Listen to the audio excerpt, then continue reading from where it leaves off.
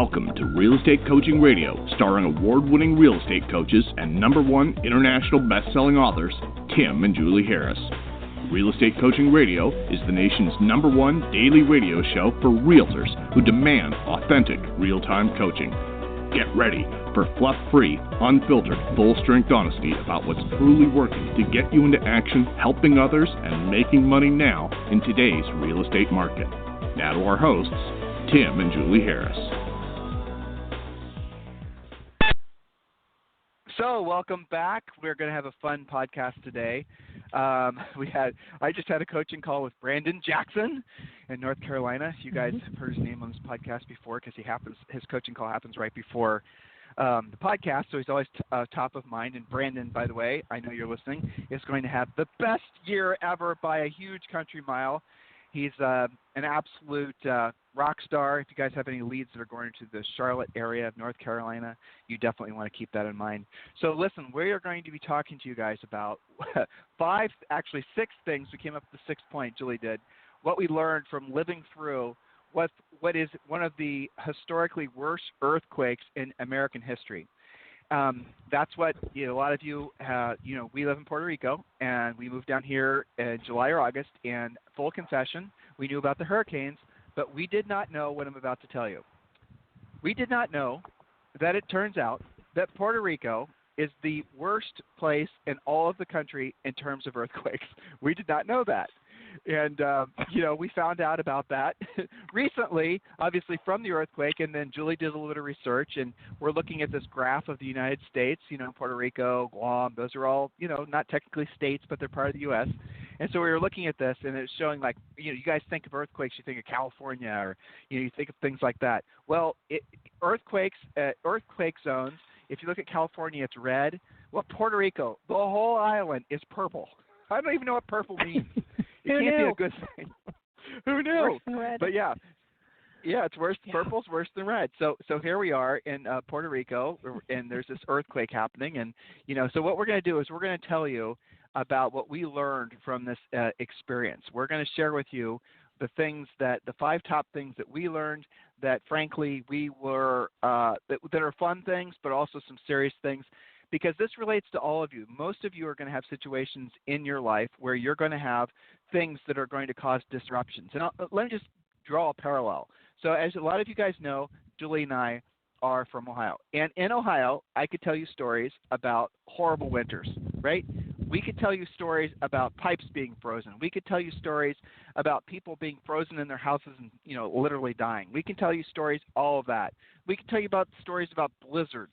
If you're up in Canada, we have a ton of Canadian listeners. You guys know what I'm talking about. It's called a normal day in April, what I just described. It's only a kind of a joke because right. I know you guys in Canada had crappy weather all the way until almost May of last year. So everywhere in the world, there's things that want to kill us. That's really the moral of the story. We have coaching clients in Australia, and oh my gosh, the fires that are happening in Australia. Coaching clients in California, bazillions of coaching clients in California, fires out there, earthquakes out there, Florida. Okay, look, I can move all the way. Okay, hold on. We used to live in Texas, and you're thinking, well, hell, Tim, Texas is stable. No, turns out, get this, listeners, Texas doesn't have earthquakes, but everything there, crawling, creeping, and whatnot, literally is venomous. It wants to kill you. And Julie developed, while we were there, asthma because the air quality is so bad. Again, this is how smart your coaches are here, Tim and Julie Harris. We moved to Austin, Texas, not from Ohio, but we were living in Nevada and part-time in California. And we moved to Texas, not because we found a house we liked, because Austin was cool, other reasons. So we, without having actually researched the fact that Austin, Texas is, what is it, Julie, the #1 or number 2 worst place in the United States for allergies. It's one of those, right? Yeah. I think our actual zip code was number 2, only to some zip code outside of Atlanta. So it's right up there. Yeah. Who knew? Right. I found out. Yeah. So we can move around the country. And we can move, then if you guys want to go global. So why am I telling you this? Because wherever you live, what we're going to be presenting to you is relevant. So what we're going to tell you is the 6 things, that we learned from living through the earthquake. But before we get to point number 1, I want to remind all of you, well, first of all, I want to thank all of you we are about to cross the threshold, which is for us a huge breakthrough. This podcast, I mentioned this yesterday. I'm watching the numbers tick down, but we are going to soon have 7 million streams and downloads in the last reporting period. Now, that is not so remarkable in the podcast world. There's people that get a lot more than that. But here's what's remarkable about what I just told you. Our podcast is geared primarily for residential real estate agents, primarily in the United States. That's it. That's our primary market. But we have listeners all over the world. We have podcast listeners in Italy and podcast. So here's what's happened. This podcast, what Julie and I started out a couple of years ago as something that we wanted to do because it would be a great way to communicate with you guys and help you. This podcast has become a bit of a phenomenon. And as a result of that, it's had 7 million streams and downloads of primarily real estate agents. Now, Tim, what are you talking about? There's only 1.3 million members in the National Association of Realtors. Your maths don't add up. Well, it's because we have a ton of people that listen every single day. So this is by far the number one listened to daily podcast for real estate agents. I can't say – I could say in the United States for sure, but probably the entire world. That's kind of batshit crazy if we're being honest. And it's obviously caused our book, Harris Rules, to continue to be a bestseller. It's for sale at really any major bookseller. Barnes & Noble has it. Obviously, Amazon has it. So if you haven't gotten our book yet, Harris Rules, it's a perfect complement to this podcast. And ultimately, most of you guys join our coaching program. But look, the whole goal from doing this podcast, we are in the process of accomplishing, and it's because of you guys. And I really want to sincerely thank you for continuing to make this the number one listened to daily podcast in the United States for real estate agents. And the way I would sincerely appreciate you helping us is go to iTunes, primarily iTunes, and giving this podcast a 5-star rating. And when you do, that actually helps it. Long story short, iTunes then starts marketing the podcast to other real estate professionals around the world, which I suspect is how we're getting listeners in Malta and how we're getting listeners in France and Australia and New Zealand, because iTunes is promoting it to people who have, are listening to other real estate podcasts and saying, hey, you might like Tim and Julie. And that's exactly what's happening. So please, please, please do consider taking about half a millisecond and going to iTunes and giving us a 5-star review. Don't give us a 4-star review. Give us a 5-star review. Evidently, 4-star reviews don't mean bunk when it comes to accomplishing the goal. Next, please remember, we do have available for you free coaching calls. A lot of you are starting out the year without a business plan. That is a real estate sin. You need to get your real estate treasure map done, and we've made it painfully simple for you. And here's all you have to do to get your real estate treasure map for free, which is your fill-in-the-blank business plan, and to have a free coaching call. Just text the word Harris, Harris, to 31996. Text the word Harris, Harris, to 31996. And when you do, we're going to send you a direct link back. You click on the link in your email. So in your text. So you're going to send that text right now, Harris to 31996. You're on your mobile device, so go ahead and do it now if you haven't done it yet. And then when you do, we're going to send you a direct link back.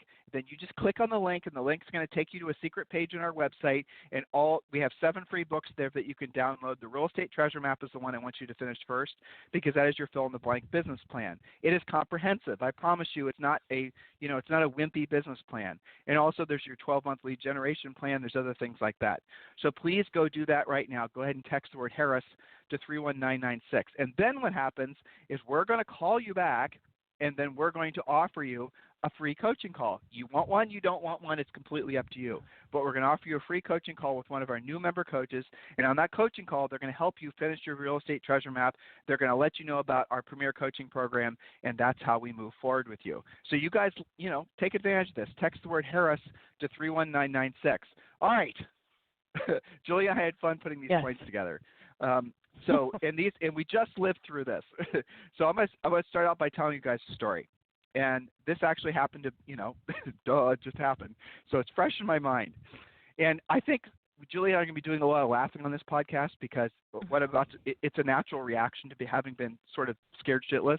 But this is what happened. 4:30 in the morning, we're sleeping soundly, have real estate dreams bouncing around in our brains. It's right after the holiday, right? It was freaking last week. Okay, guys? Was it last week, Julie, or the week before? It's just not even that long ago. It was last week, yesterday. Yeah, last week. Yeah. All right, and so the whole house starts to shake. And I'm thinking, well, Julie's rolling over, or maybe one of our French bulldogs is, having a running dream, or who knows what. So the whole bed starts to shake, and it doesn't stop shaking. Okay. And the windows, and the doors, and the floors, everything. Yes, everything. And so if a little bit of shake, you don't think of it. Then when it doesn't go away, you say, okay, well, this is bizarre, and then it gets annoying. Right? Then you're like, okay, there's definitely something going on here, and then the whole house shook for probably about a minute, and it was a nice rolling type. Those of you in California, there's a jolting earthquake, which is quite scary, and then there's the rolling earthquake. This is like a rolling one. I don't know how else to describe it. So the epicenter for this earthquake, there's 3 plates basically. For those of you who are curious about this, I know this is all over the news, but I'm giving you the insider's perspective. Down in the southern part of the island, down near a really beautiful little town called Ponce, there's off in the ocean, there's 3 plates. So the plate tectonics, where all these plates were moving. And essentially this happens all the time in Puerto Rico, but it doesn't happen at the level in which it's been happening since December 28th. So it turns out we've been experiencing, how many earthquakes? Was it 200, Julie? Earthquakes have happened. Some of them were perceivable, some of them weren't, since December 28th. 200. Yeah. But this one that happened at night, trust me, we felt it. But it wasn't over with. There were more earthquakes that happened after that. And they were all like 5s and 6s, and they were noticeable. Within 2 hours apart or 3 hours apart, it was constant. It was constant, yeah. I mean, you'd be like, just whatever. And so the grid went down. To put this in perspective, the Northridge earthquake. Julie, you're near your computer. Can you Google what the Northridge earthquake in California was? Peter yesterday at the gym told me it was a 6.0 or something. Okay, but go and investigate it.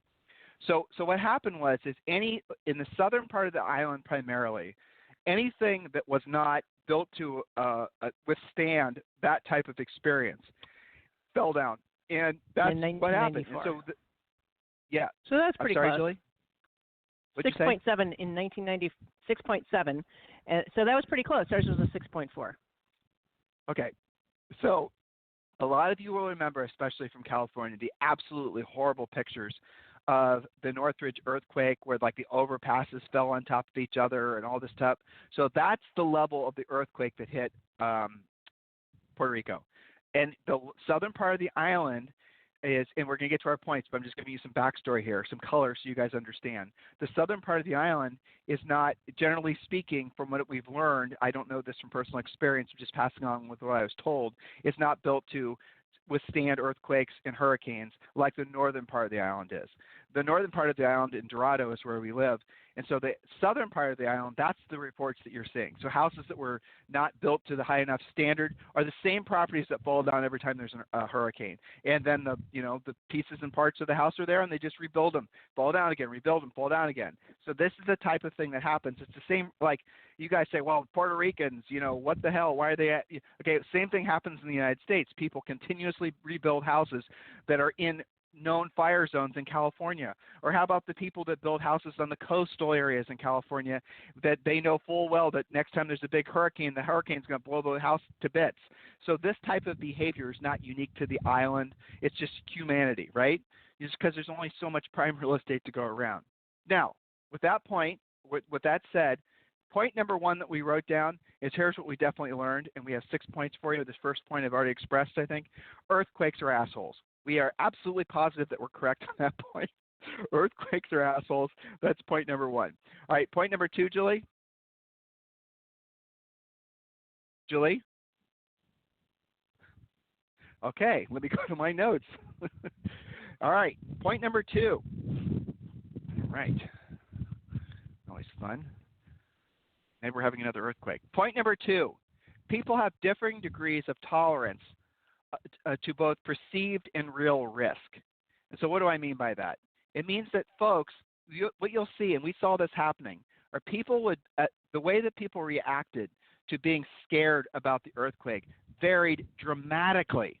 And what I mean by that is you saw a lot of people that were unable to actually emotionally deal with, I won't say a lot of people, most of the people, Julie's back, most of the people that, so there's some private Facebook groups that Julie and I are members of, and the people primarily are like us. They're mainlanders that moved down to Puerto Rico, And some of the, people just said, okay, that's it, I'm out. I'm going to move back to the mainland. There were people that reacted like that, where other people were like, yeah, you know what? It's okay. I've got my generator. So the first thing you got to understand, and it's a time of crisis, everybody reacts differently. And the people that seem to have reacted the worst were the ones that had the least elasticity and the least tolerance for any kind of change to their daily routines. In other words, as soon as one thing is out of place, they could not emotionally deal with it, and only took a couple of days for them to start breaking down. Now, there's something, I'm going to take you guys down a slightly different path here, why this is relevant to you. We talked about how all of you could experience outages just due to natural disasters. Well, your grid could go down. You're in Southern California, this happens. They do brownouts. There's all kinds of things that are and what happens is once people start losing the sense of security that is provided by, modernity, then what happens is they start freaking out. And it does not take long for people to start overreacting. So you have to remember, and you have to have a plan ahead of time. So Julie, point number 2.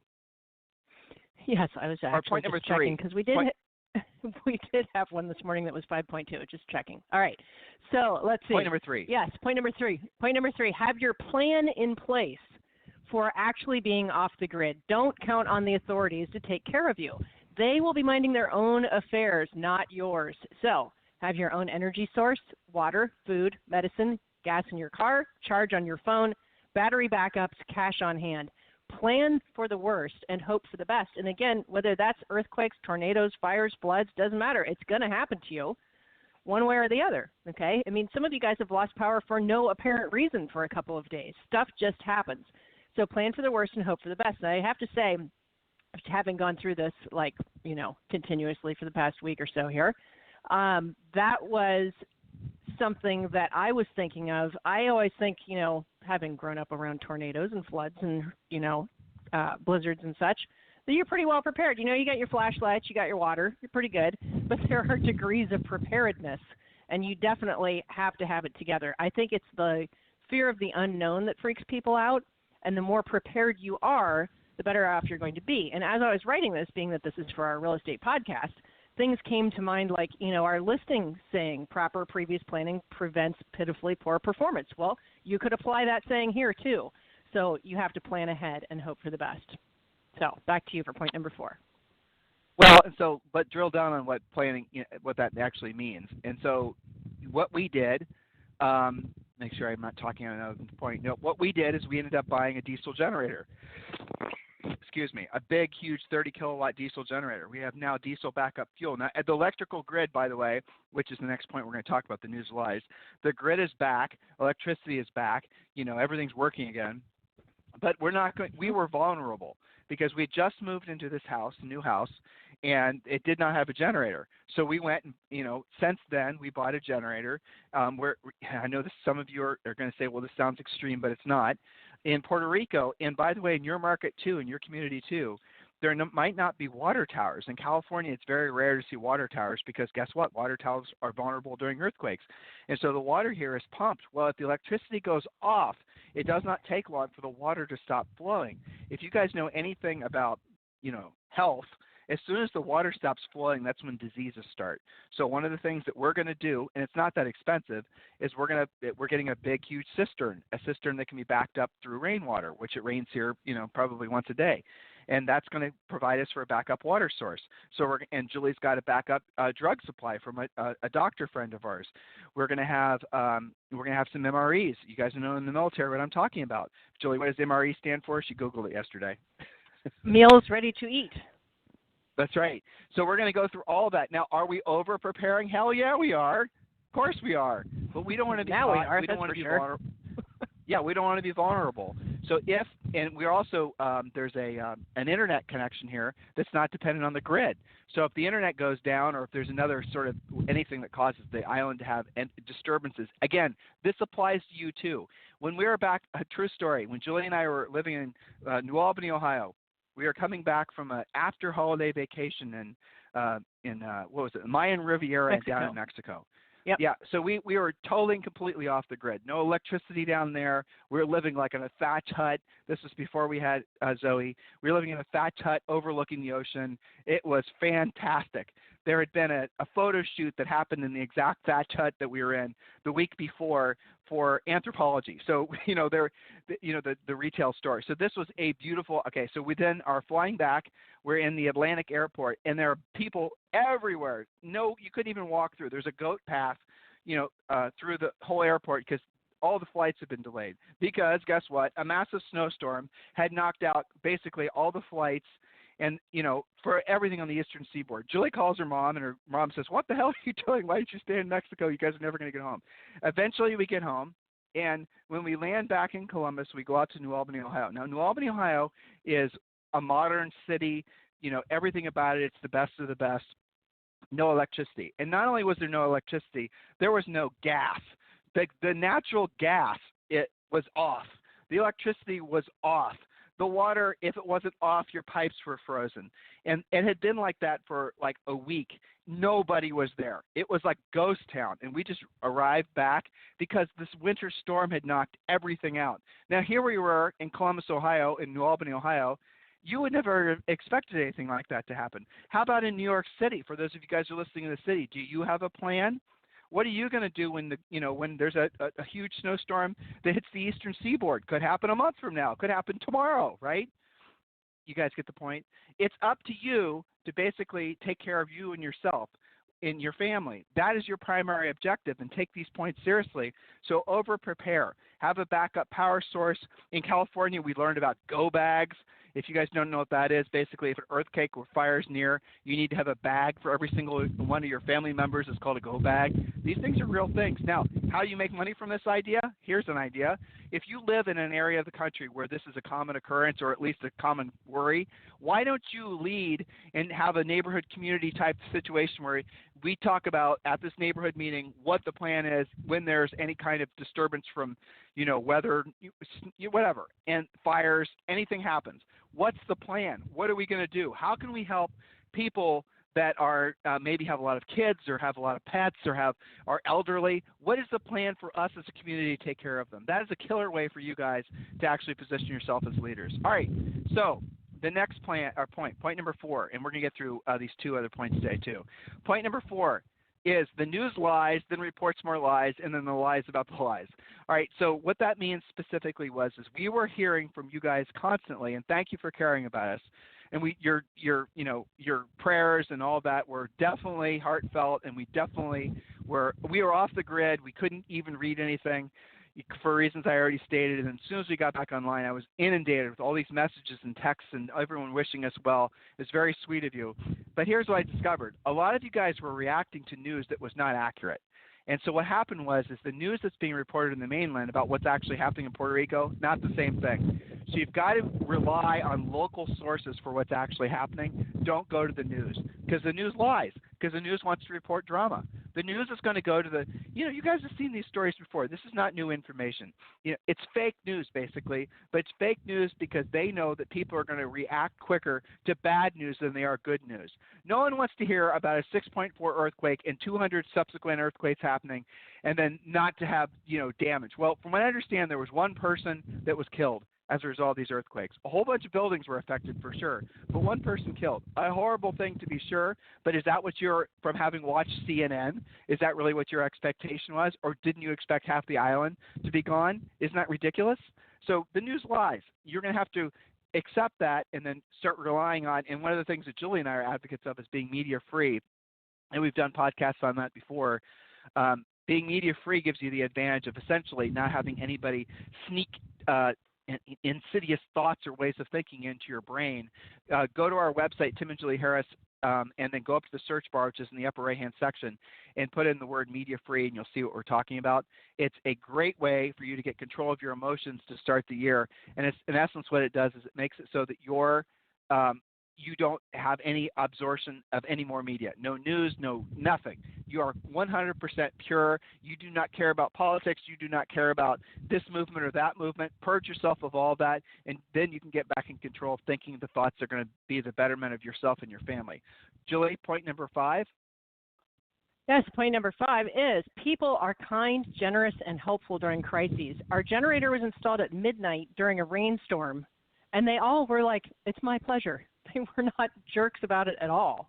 And, I have to be honest, by about day 4.5, which is when we finally caved and said, all right, enough's enough, let's get a generator, I was starting to get a little skeptical, like, are they really showing up? Because they were supposed to be there at noon, then 2, and then 4, and they kept texting, yep, I promise you're going to have your generator. And then I figured, I think, what was this? This was like Saturday night, okay? And it's like 11 o'clock at night, dark as can be, because nobody's got electricity, in a driving rainstorm. And not only did they show up, but the whole army of guys, because installing a generator that size requires a crane, a whole bunch of guys to position it. The fuel guy with his giant fuel tank, they all descended upon our house and got the job done.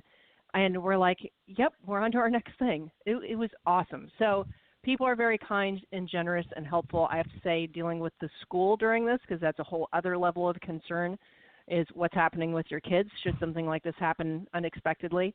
They've been really great and generous. And I do see, Tim, to your point, people being leaders about preparedness. A lot of the moms, and one of the things I'm going to be participating in for a kindergarten is having each classroom ready with water and flashlights and communication and food and snacks and all this kind of stuff. And what is the plan? So I think that the initial reaction has to be to take care of yourself and your family, but then it's got to be, how can I be of service? And I just see that happening all around us. And we're not even in the thick of it here. We're not in the South. But go ahead. You're touching on a really good point. It was a Ronald Reagan quote that says the scariest words in the English language are, a knock at the door and someone from the government saying, I'm here from the government. I'm from the government. I'm here to help. I mean, it's a Ronald Reagan joke, but still it is true. Mm-hmm. Because the reality of it is here's what happened. The Puerto Rico earthquake happened, and then the governor of Puerto Rico said to all government workers, of which in Puerto Rico there's a ton because this island used to be somewhat socialist, said, listen, if you're a non-essential government worker, you don't need to come to work. Because the natural, and it makes sense, right, it's human behavior. If there's any kind of disruption, if there's fires, if there's earthquakes, if there's this and the other things, people are going to take care of their families first. Why am I telling you this? Because A, it's common sense that hopefully you have, but B, that means that if you think the government is going to parachute from the sky and save your ass when that big flood hit, guys, what happened in Houston? What happened in Houston not so long ago? No one's expecting. Yeah, that was unbelievably horrible. What happens when these big tornadoes strike? You think the government shows up days later. What happens is local people organize and they take care of each other, but you need to be ahead of the curve. You need to be one of the people that's, essentially got all your ducks in a row. So take this seriously. Make a little habit of it.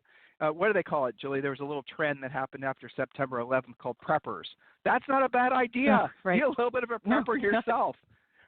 All right, point number 6, Julie. I wish I had been more of a prepper, quite frankly. I'm getting there, though. Okay, so our next point, then I've got to get to Premier, excuse me, is your routine is your stabilizer. Get back to some level of normalcy, even if it's for a few hours a day. Work out, do your follow-up calls, eat your normal diet, stay connected. When we were completely out of power, we had no air conditioning, we had only cold showers, the refrigerator went kaput, we still went to the gym, we worked out, we had some level of our normal morning that we do before our coaching calls on our normal day. We talked to our friends. We made sure everybody was okay. Zoe actually went to camp because they had generators. That was a blessing. So get back to, excuse me, some level of normal routine because there is some comfort in that. And it gets you a little bit more stable so that not everything in your world is going haywire, because not everything in your world is going haywire. We still had the leaf blowers and the lawn maintenance guys, and the trash still got took out, and, the mail still came. One of our next points, before I ran out of time writing this, was life goes on. So participate in it. And I'll throw it back to you, Tim, because I'm 1 minute away from Premier. Well, really, the biggest lesson we learned is Puerto Ricans are amazing, resilient people. Puerto Ricans have the heart and souls of true Americans, even though a lot of them don't consider themselves Americans, but they remind me of Texans on an island. That's how they are. So a lot of the things that we missed and loved the most about Texas was the quality and the nature of the people. People were definitely family-focused and definitely had their, they had their heads screwed on straight. Well, Puerto Ricans, for a large part, are the exact same way. I'll end with a really good story. So one of our neighbors was, remember, we bought this house, no generator. So one of our neighbors noticed that we didn't have any lights on in our house, and he had a generator. And what he allowed us to do, at his own expense, was use the electricity from his generator, and then he cut the electricity off to his house so that we could at least have some, basic needs taken care of inside the house. It helps to have a daughter that everyone loves named Zoe because they knew her and they, that. But still, at the end of the day, guys, you need to realize that when trouble knocks on your door in the form of weather, in the form of fires, the form of natural disasters, there's, some of you guys might know what an EMP is. There's lots of things that could adversely affect your ability to, essentially keep a routine, civilized life. You've got to start with understanding that most people are going to overreact towards the negative. Some people are going to be calm, cool, and collected, but it's so few that you can't rely on those people to basically bail you out. You have to accept the fact that you have to take care of your own family. You have to over-prepare. Rob Johnson, I was on the coaching call with him this morning. He's the number one agent, congratulations, Rob, in Connecticut. He sold or closed $129 million last year. And I hadn't talked to him for 3 weeks, a week longer than expected because of the earthquake after the holiday break. And so I was telling him, he just wanted an update. And I, told him all is well. And we had generator kind of summarized what I just told you guys. And he knew all about generators. Greenwich, Connecticut, one of the most expensive markets in the world. His average sale price is over $3 million, okay? And so in Greenwich, Connecticut, he was a generator expert. Why? Because guess what, guys? The electricity goes out all the time in Greenwich, freaking Connecticut. And then, I remember, there's all kinds of different – you think, well, a generator, Tim, I won't need one of those. You do, and you'll wish you had one. So start with that, a basic idea as a generator. Then think about backup water. Think about if you you definitely want some antibiotics. You can get antibiotics that are powder and you mix with water. And then, I forget what antibiotic it is. Julie's not on the podcast. She knew all this. But take care of yourselves. Don't wait for somebody to do it. Don't wait for somebody to bail you out. Don't wait for the government to come knock on your door and say, we're going to solve all your problems, because it doesn't happen. After the floods in Houston, you guys, we went down there and we saw what had happened to Houston. You wouldn't believe it. The communities were just normal neighborhoods that were just the houses, 2-story houses were basically flooded 8 feet deep from the foundation. It just was unbelievable. And these neighborhoods had been there for generations where the houses were completely ruined. Guess who was down there helping? Churches, neighbors, firefighters that were coming in from different, parts of the state on their own dime and different parts of the country. That's what was helping people. That's what we're helping. It was people like you.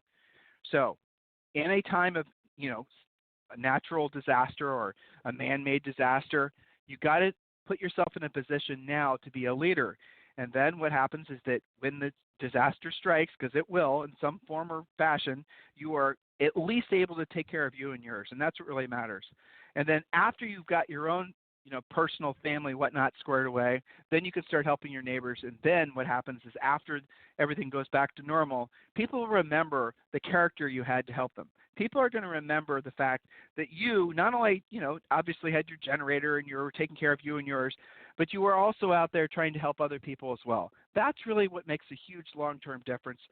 And look, we're real estate coaches. We're focused on helping you guys make money. But this conversation goes way beyond that. So this is the last time we'll be talking about the earthquake. And just know that everything where we live in Dorado is back to normal. Our house wasn't damaged ultimately. And again, thank you so much, all of you, for, giving a hoot about us. And you don't need to send anything. We're fine. We're not living in the Stone Age, though we practically were for 5 days. But now everything's back to normal. If there's anything I can do for you guys at all, ever, remember, you can just text me directly, 512-758-0206. A lot of you are interested in joining EXP and being part of our EXP group. If you want to talk with me about that directly, you can just text me directly at 512-758-0206. If you want to learn more about EXP Realty, just text me directly at 512-758-0206. In the meanwhile, guys, have a fantastic day, and we'll talk with you on the show tomorrow. This program has been a presentation by Tim and Julie Harris, Real Estate Coaching. For more information on our real estate coaching and training programs, visit our website at timandjulieharris.com. Remember to tune in weekdays at noon for upcoming shows. And until next time, thank you for listening to Real Estate Coaching Radio with Tim and Julie Harris.